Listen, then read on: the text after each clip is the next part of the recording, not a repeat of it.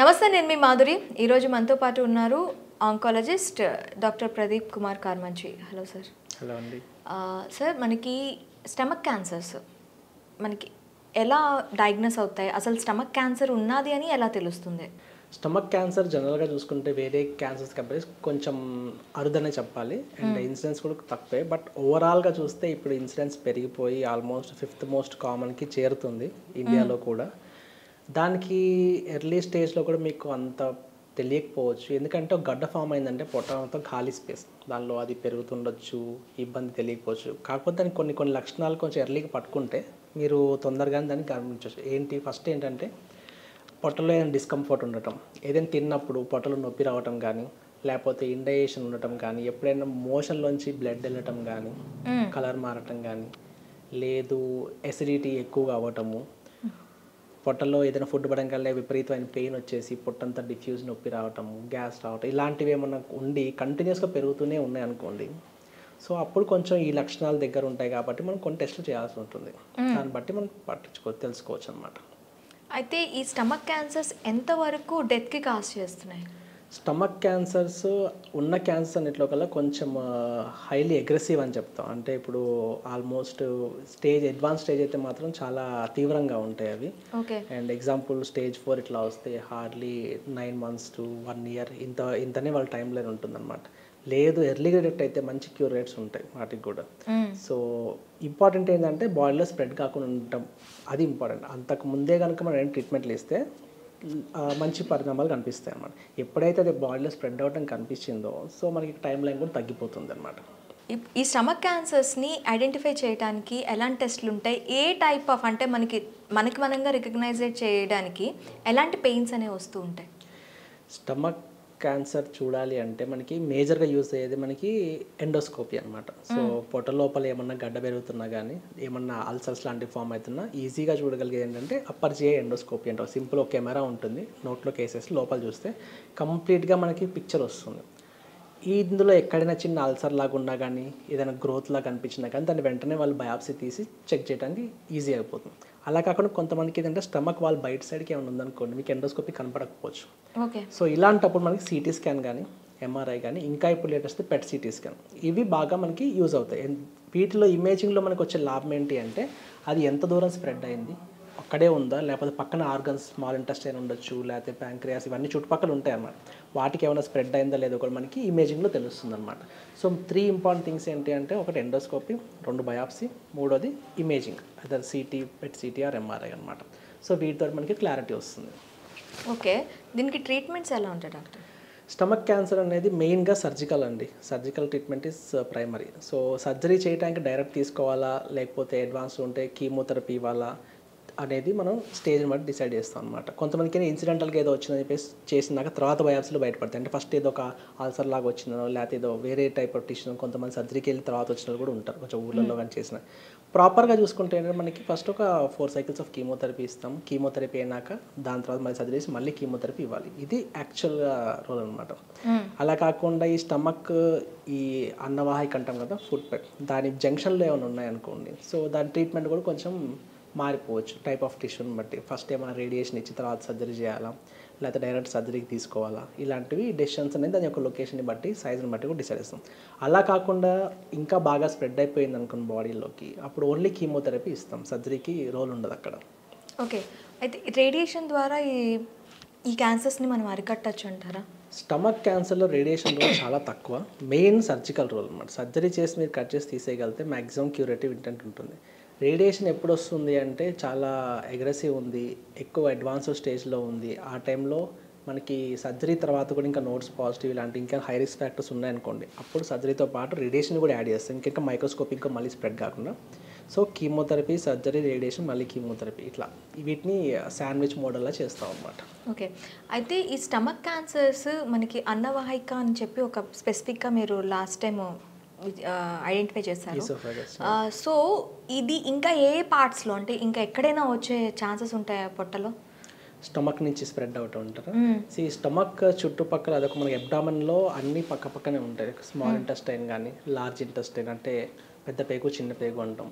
ఇటు పక్క నుంచి లివర్ ఉండొచ్చు, ప్యాంక్రియాస్ అంటే కాలేయము, తర్వాత ఈ అన్నవాహిక నుంచి పైకి కూడా స్ప్రెడ్ కావచ్చు. సో ఇవన్నీ పక్కనే బెడ్లో ఉంటాయి కాబట్టి ఈవెన్ కొంచెం టైం లేని అడ్వాన్స్ అయినా వేటికైనా కూడా అటాచ్ అయిపోవచ్చు, స్ప్రెడ్ అయిపోవచ్చు. మోస్ట్లీ లివర్లోకి వెళ్ళొచ్చు, లేకపోతే పెద్ద పేగులు కానీ చుట్టుపక్కల సాఫ్ట్ టిష్యూ ఫ్యాట్ కూడా మనకి చాలా ఉంటుంది. ఒమెంటమ్ అంటాము. ఈ పొట్ట క్యావిటీని పెరిటోనియం దానిలో కూడా స్ప్రెడ్ అయ్యే ఛాన్స్ ఉంటుంది. ఒకసారి సీడింగ్ ఎక్కడికైనా వెళ్తే అక్కడి నుంచి ఎక్కడికైనా కూడా వెళ్ళొచ్చు అనమాట. సో ర్యాండమ్ స్ప్రెడ్ అయ్యే ఛాన్స్ ఉంటుంది.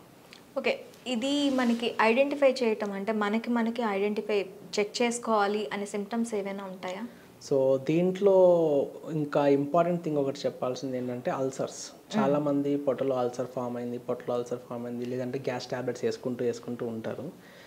ఎప్పుడైతే ఈ అల్సర్స్ కొన్ని రకాలు బ్యాక్టీరియా ఉంటుంది హెచ్ పైలోరీ, ఆ బ్యాక్టీరియా వల్ల కనుక అల్సర్స్ ఫామ్ అయితే ఈ జనరల్ గ్యాస్ ట్యాబ్లెట్స్ తోటి అంత తొందరగా తగ్గదు, అది పెరుగుతుంది. అది అలా వదిలేస్తే అది ఫామ్ చేసే అల్సర్ పెరిగి ఫర్దర్ క్యాన్సర్ కన్వర్ట్ అయ్యే ఛాన్సెస్ ఉంటాయి అన్నమాట. ఓకే, సో అలాంటి వాటిని మనం అరికట్టవచ్చు అంటే ఫస్ట్ ఈ హెచ్ పైలోరీ ముందే డిటెక్ట్ చేయగలిగితే దానికి యాంటీబయాటిక్స్ ఒక రెజిమెన్ ఉంటుంది, స్పెషల్ రెజిమెన్. అది ప్రాపర్గా వాడితే అది క్యూర్ అయిపోతుంది అన్నమాట. సో అది ఫర్దర్ మళ్ళీ మనకి వెళ్ళేసి క్యాన్సర్ కింద మారకుండా చూసుకోవచ్చు. అది ఒకటి కొన్ని పాలిప్స్ అని ఫామ్ అయితే ఉంటాయి అన్నమాట, చిన్న గడల్లాగా. అలాంటి చిన్న ఉంటే ఎండోస్కోపిక్లోంచి కొంతమంది కట్ చేసి తీసేస్తారు. అవి ఏంటంటే ఉంటే బినైన్ ఉంటే ప్రాబ్లం లేదు, కానీ కొన్ని ఏమవుతాయంటే లాంగ్ రన్ లాగా ఉండిపోయి మెల్లమెల్లగా చేంజెస్ ఫామ్ అయ్యి క్యాన్సర్ అయ్యే ఛాన్సెస్ ఉంటాయి. ఓకే, ఇవి కాకుండా ఎప్పుడైతే ఎసిడిటీ ఎక్కువ అవుతూ ఉంది, మోషన్లో బ్లడ్ పడుతూ ఉంది, లేదంటే పొట్టలో నొప్పి తరచుగా వస్తుంది, and weight loss. Stomach cancer బాగా ఏంటంటే వెయిట్ లాస్, ఎందుకంటే తినదేది అరగదు, తినలేరు పూర్తిగా. సో ఈ రకంగా వాళ్ళకి ఏంటంటే వెయిట్ లాస్ చాలా ఫాస్ట్గా అయిపోతుంటారు, మనిషి సన్నగా అయిపోతూ ఉంటారు. మనం అలాంటివి ఏమైనా ఉంటే మాత్రం ఎంబడి అసలు ప్రాపర్గా చెకింగ్ చేయించుకోవటం బెటర్. ఓకే, దీంతో మనకి తెలిసిపోతుంది. ఇది ఏ స్టేజ్లో దీనికి ట్రీట్మెంట్ అందితే బెస్ట్ రిజల్ట్స్ ఉంటాయంటారు? Early stages, stage 1, stage 2 up to stage 3 దాకా కూడా మనం క్యూరేటివ్ ఇంటెంట్తో చేయొచ్చు. స్టేజ్ 4కి వెళ్తే మాత్రం చాలా డిఫరెన్స్ వచ్చేస్తుంది అన్నమాట.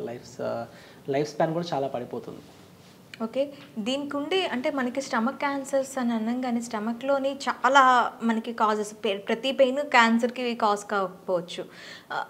మోస్ట్ ఆఫ్ ది కాజెస్ అంటే మీ దగ్గరికి వచ్చే కేసెస్లో ఎలాంటి అపోహలతో వస్తూ ఉంటారు? స్టమక్ క్యాన్సర్ సంబంధించి ఇంకొక ఇంపార్టెంట్ మీరు అన్నట్టు ఇక్కడ చూడాల్సిందంటే అవసరం లేకుండా కూడా గ్యాస్ గోళీలు వేసుకుని ఉంటారు చాలామంది. ఎస్. సో వీళ్ళకి ఏంటంటే బాడీ ట్యూన్ అయిపోయి ఉంటుంది. ఒకరోజు గ్యాస్ గోళీ ఆపంగానే వాడికి మళ్ళీ పొట్టలో యాసిడ్ ప్రొడ్యూస్ అయిపోతుంది. అమ్మో యాసిడ్ వచ్చింది మళ్ళీ తీసుకుంటూ ఉంటారు. సో ఇది ఒక సైకిల్ అయిపోతుంది, విషియస్ సైకిల్ అయిపోతుంది. యాక్చువల్గా ఈ గ్యాస్ ట్యాబ్లెట్స్ వేసి చాలామందికి ఈవెన్ రీసెర్చ్ కూడా ప్రూవ్ అయింది ఏంటంటే పొట్టలో ఉన్న ఆర్కిటెక్చర్ మొత్తం మార్చేసి గ్యాస్ట్రిక్ క్యాన్సర్ అవడానికి కూడా ఛాన్స్ ఉంది. Gastric cancer. ఓకే. సో కంటిన్యూస్గా యాంటీ యాసిడ్ ట్యాబ్లెట్స్ ఎప్పుడు కూడా వాడద్దు. ఓకే. ఈ ఇష్టం వచ్చినట్టు దాన్ని సంవత్సరాలు వాడేస్తూ ఉంటారు జనాలు. సో దానివల్ల కూడా గ్యాస్ట్రిక్ క్యాన్సర్స్ వచ్చే ఛాన్స్ ఉంటుంది. ఎందుకంటే కంప్లీట్గా అక్కడ యాసిడ్ బెడ్ ఆపేస్తుంది, అక్కడ ఉండే ఆర్కిటెక్చర్ మారిపోతుంది, అక్కడ ఇంబ్యాలెన్స్ వచ్చేస్తుంది అన్నమాట, యాసిడిక్ ఇంబ్యాలెన్స్. దాంతో అల్సర్ ఫామ్ అయిందంటే మాత్రం డెఫినెట్లీ ఫామ్ అవుతుంది. సో ఫస్ట్ థింగ్ ఏంటంటే అవసరం లేకుండా గ్యాస్ ట్యాబ్లెట్ వేసుకోవటం ఓకే డేంజరస్. అసలు గ్యాస్ ట్యాబ్లెట్ వేసే అంత అవసరం ప్రతి ఒక్కరికి రాదు, చాలా తక్కువ. సెకండ్ ఏంటి అంటే మీకు పొట్టలో నొప్పి వస్తుంది అనుకోండి, ఫస్ట్ డాక్టర్ దగ్గరికి వెళ్ళాలి. లేదనుకోండి మీరు ఏదైనా చిన్న ట్యాబ్లెట్ వేసుకొని తగ్గింది అనుకోండి, కానీ తరచూ వస్తుంది అనుకోండి, లైక్ మీకు 1 month అయినా 2 months అయినా ఇంకా తగ్గట్లేదు, లేదా ఆన్ అండ్ ఆఫ్ వచ్చిపోతుంది అనుకో, డెఫినెట్లీ సంథింగ్ ఈజ్ రాంగ్. అదేంటో ఎవాల్యుయేట్ చేయించుకోవడం చాలా అవసరం. చాలామంది అంటే ఏముందులే గ్యాస్ గోళీ అనుకోండి, అన్నిటికీ గ్యాస్ గోళీనే. ఓకే. సో లోపల ఏముందో తెలియదు, అన్నిటికీ గ్యాస్ గోళీ వేసేస్తూ ఉంటారు. అని సైకలాజికల్ ఒక పెయిన్ కిల్లర్ అంతే. ఆ పెయిన్ కిల్లర్స్ కూడా ఇంకా డేంజరస్. దీంతో పాటు కిడ్నీస్ మీద కూడా ఎఫెక్ట్ చూపించేస్తాయి. ఓకే. సో ఈ రెండు ఇక్కడ పెయిన్ కిల్లర్స్లో కొన్ని ఏంటంటే గ్యాస్ట్రిక్ ఇరిటేషన్ క్రియేట్ చేస్తాయి. ఆ ఇరిటేషన్ నుంచి కూడా మీకు అల్సర్స్ ఫామ్ అవ్వచ్చు, అల్సర్స్ నుంచి కూడా గ్యాస్ట్రిక్ క్యాన్సర్స్ రావచ్చు. సో ఎక్కువగా ఏది వాడద్దు ఫస్ట్. ఓకే. సంవత్సరాలు అవసరం లేకుండా డాక్టర్ ఇది లేకుండా ఇష్టం వచ్చినట్టు వాడితే ఏంటంటే మెయిన్ హెల్తీ ఎపిథీలియం మన బాడీ కంట్రోలే మారిపోతుంది అక్కడ. సో దాని నుంచి ఇవన్నీ స్టార్ట్ అవుతాయి. ఓకే. ఈ క్యాన్సర్స్, మీరు గ్యాస్ట్రిక్ క్యాన్సర్ అన్నారు, మనకి ఈ పొట్టలో ఎన్ని రకాల క్యాన్సర్స్ మనం డయాగ్నోస్ చేయొచ్చు? పొట్టలో ఏదో వచ్చినా దాన్ని గ్యాస్ట్రిక్ క్యాన్సర్ కింద తీసుకుంటాం, కాకపోతే దానిలో టైప్స్ ఉంటాయి అన్నమాట. హిస్టాలజీని బట్టి మేజర్గా వచ్చే ఎడినోకార్సినోమా అంటే ఈ స్టమక్ లోపల గ్లాండ్స్ ఉంటాయి అన్నమాట, యాసిడ్ ప్రొడ్యూస్ చేసే గ్లాండ్స్. కానీ ఈ గ్లాండ్లర్ ఎపిథీలియం నుంచి మేజర్గా వస్తాయి. అలా కాకుండా కొన్ని రేర్ వెరైటీలు కూడా వస్తాయి వీటిలో, సబ్ టైప్స్ మ్యూసినస్ అని, సీరస్ అని, అవి చాలా రేర్. బట్ ఇవన్నీ దీని సబ్ టైప్సే, అవి ఇంకా అగ్రెసివ్ ఉంటాయి, అంత తొందరగా రెస్పాండ్ కావాలన్నమాట రెగ్యులర్ ట్రీట్మెంట్కి కూడా. సో వాటికి ఇంకా అగ్రెసివ్ కీమోథెరపీలు ఇచ్చిన అంతా కూడా కొంచెం డిఫికల్ట్ అయిపోతుంది ట్రీట్మెంట్ కూడా. ఓకే. ఈ క్యాన్సర్స్ ఇప్పుడు స్టమక్ క్యాన్సర్స్ బాడీలో స్ప్రెడ్ అయ్యే ఛాన్సెస్ ఎంతవరకు ఉంటాయి ఓవరాల్ బాడీలో? స్టమక్ క్యాన్సర్స్ అగ్రెసివ్గానే ఉంటాయి. ఇన్ టైం కనుక పట్టించుకోకపోతే ఫస్ట్ దాని పక్కన టిష్యూస్కి చుట్టుపక్కల లింఫ్ నోడ్స్ అంటాం మనం, వాటికి అది దాటిందంటే మాత్రం చుట్టుపక్కల ఎప్పుడైతే పొట్టంతా ఒక ఖాళీ స్పేస్, సో వాటి స్ప్రెడ్ అవ్వడం చాలా ఇది. ఒక్కసారి అక్కడి నుంచి ఏదైనా ఏరియాకి పోయి పడింది అక్కడి నుంచి స్ప్రెడ్ అయిపోతే వెళ్ళిపోతుంది. సో చాలా ఫాస్ట్ స్ప్రెడ్ అవుతుంది. సో స్టమక్ క్యాన్సర్స్ అందుకనే అగ్రెసివ్ అంటాం. వాటిని ఎంత వీలైతే అంతవరకు లోకల్గా ఉన్నప్పుడు పట్టుకుంటే ట్రీట్మెంట్ బాగుంటుంది. స్ప్రెడ్ అయిందంటే మాత్రం చాలా కష్టం అయిపోతుంది. Thank you doctor, thank you very much.